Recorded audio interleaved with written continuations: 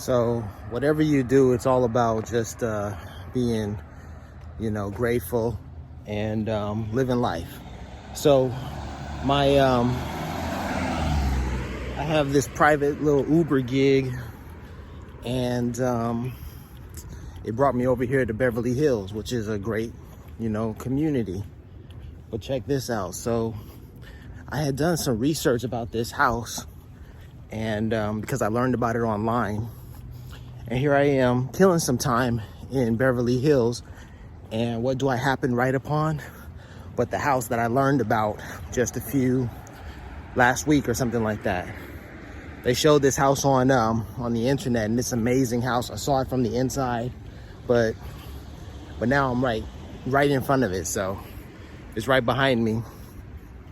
So it's pretty dope. It's pretty cool just being here.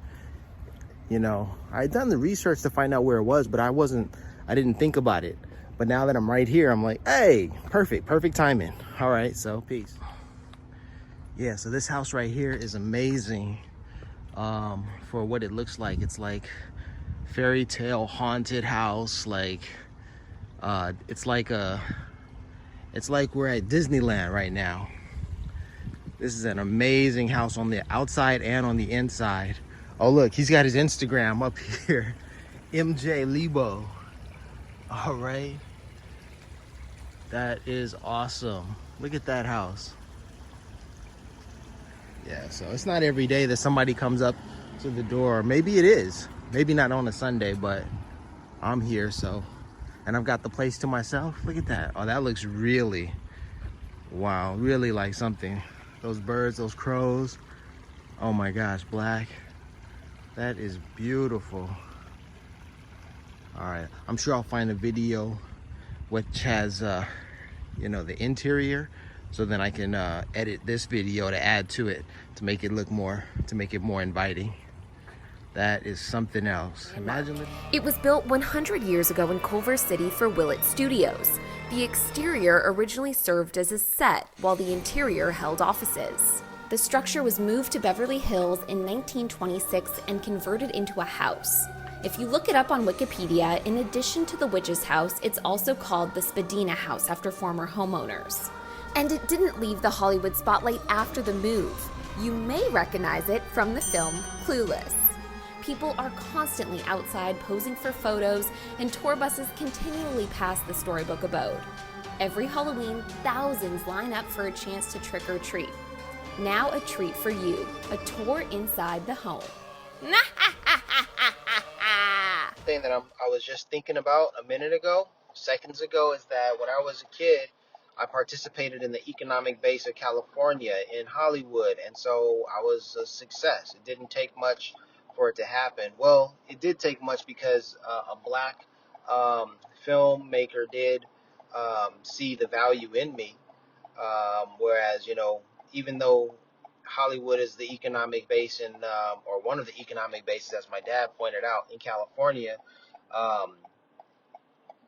if the projects are not, for us, black projects, then we can't participate in that economic base. We can't build ourselves up. So when I was a kid and I participated in the economic base, meaning when I got, selected to be in Robert Townsend's movie, then things happened for me. Good things happened for me, and that was beautiful. And the successes that I've experienced in my life have only been based upon, matching my talent with the economic base wherever I am. Because when I moved to Korea, it was easy.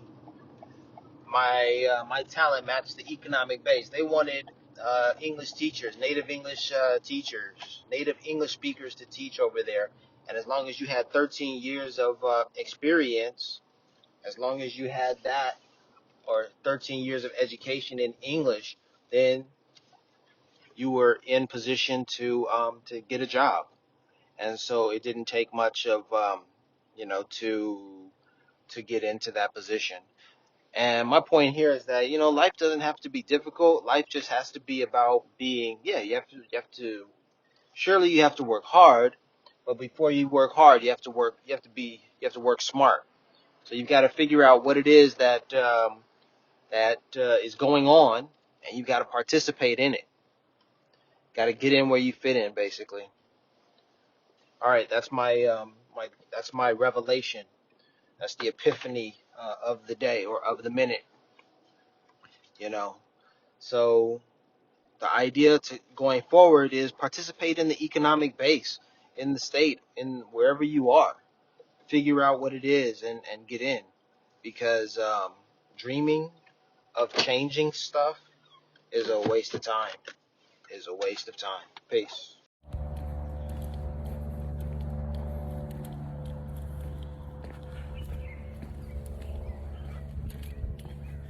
Here's a little tidbit about me, a little personal thing. Even right now, as I'm walking around Beverly Hills, I don't particularly feel that comfortable. I could only fear or dread the moment when police roll up and say you fit the description, you know. But you have to live your life, right? And here's the thing about Beverly Hills, like, I've never felt comfortable over here. I always had aspirations of doing bigger things and thought, you know, maybe one day that could be me. But as I've gotten older, it's more like, nah, man, it's not gonna be you. It wasn't you back in the day, and it's not gonna be you in the future. So coming to grips with that is really what growing older is about. But here's the thing. Nipsey was bold enough to come to Beverly Hills dressed just as he dressed. And Nipsey was out there with stacks of cash, just being himself. And when I saw the video for the movie, for the song Change Tomorrow, that changed my mind, my mentality. Like, yo, who is this? Well, not, okay, it didn't change my mentality, but it made an impression. That video was so impressionable. I was so impressionable after watching that video. I said, who is this black man? Who is this black man in Beverly Hills doing it the way that he's doing it? Just being so casual, you know, standing in his truth. Like, who is he? That's audacious, what he's doing. And so that was a very powerful video for me. So even though I wasn't a hardcore Nipsey fan, I was absolutely impressed with the visuals. Still am. And I love that song, Change Tomorrow. Peace. Beverly Hills, like Nipsey. Yeah, April 2nd now? Yeah, all right, peace. So the thing about these Beverly Hills homes is they look pretty much like they're vacant. They look vacant, they look, except for the homes with cars out in front, you know? And it's interesting because it makes me wonder, like, where are the people? Where are the people who live here? And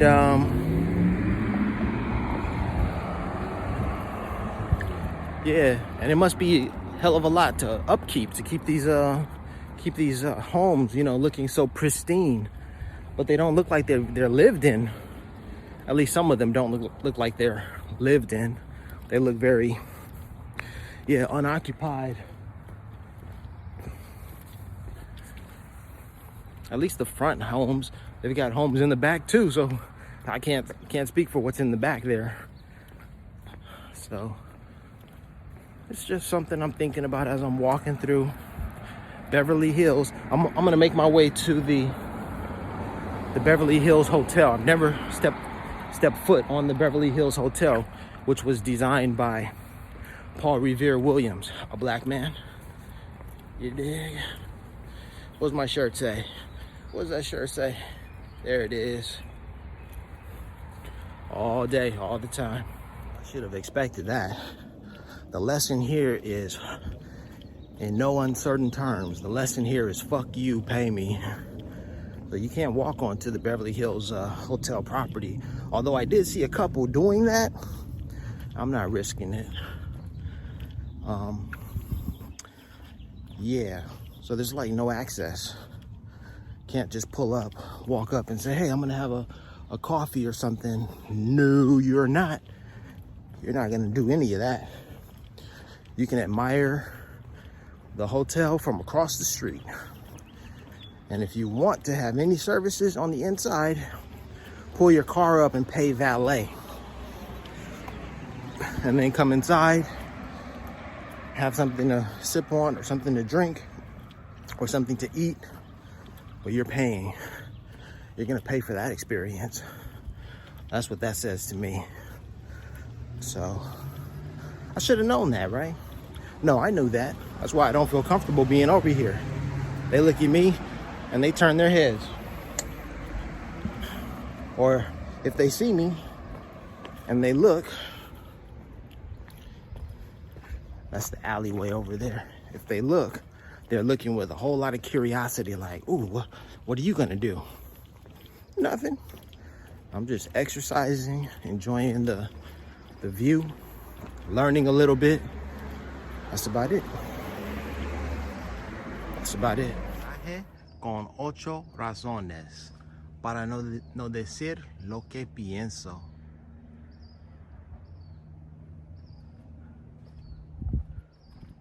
Razones. Paisaje con 8 razones para no decir lo que pienso. All right, here I am at Will Rogers Park, not far from the Beverly Hills Hotel, right? And so this is what I'm talking about. See that airplane way up there?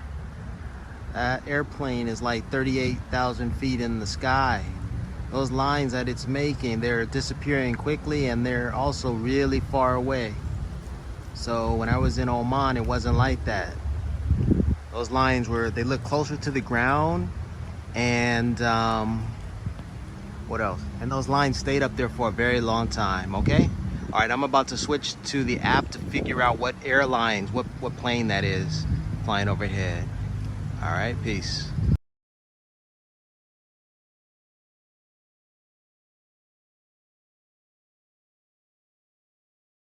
All right, within the last couple of minutes or so,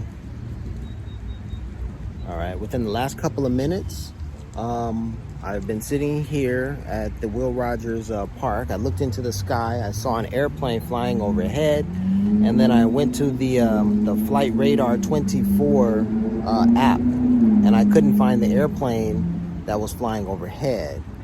I'm gonna try to look again there are other airplanes that are flying overhead over here in Beverly Hills, so I'll try to find them, but I couldn't. That's interesting. So there's that plane right there. I was able to pick it up on Flight Radar 24. That plane right in the sky there, 34,000 feet. So just some FYI.